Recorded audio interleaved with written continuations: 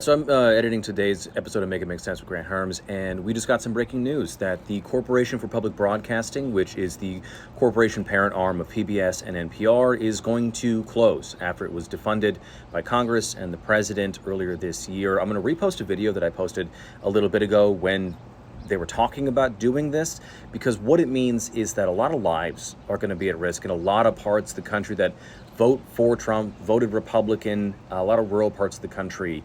But here's that video. What we're talking about is $1.1 billion in cuts over the next 2 years to public media. That was just passed by the House. The president's going to sign it this afternoon. But what I mean by it's going to put lives at risk is this. So this is a report from the Corporation for Public Broadcasting. It's the parent company for NPR and PBS.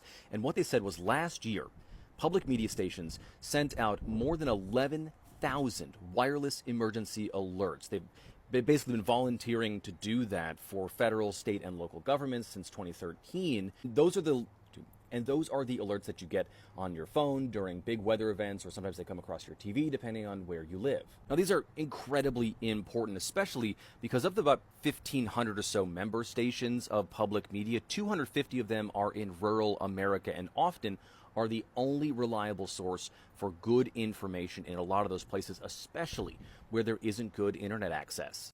And we saw that just this past fall. This is from Asheville, North Carolina, where the Blue Ridge public media station there became a lifeline for survivors. It was the only way that federal officials and state officials were able to get the message out to people who were stranded in some of these areas. But it's not just disasters. It's also things like up in Maine, where local law enforcement piggybacks on the public broadcasting system and signal to coordinate with local authorities during emergencies. Down in Houston, public media allows for encrypted messages to be sent over their signals to first responders during big events that could end up being emergencies if they're not careful, things like the Super Bowl or presidential debates, according to the Corporation for Public Broadcasting. And then in Alabama, the public media signal there is considered to be the backbone of disaster and emergency response, and is also the hub for Amber Alerts in the state, which is how we track and find missing children. And it's not just Alabama. 20 states overall, according to the Corporation for Public Broadcasting, name public media in their state as a core piece of their disaster relief.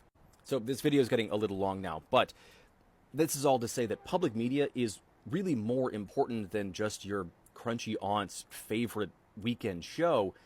It helps protect people when disaster strikes, and now they're cutting their funding, and a lot of these places, especially in rural America, just aren't going to have the money to stay open.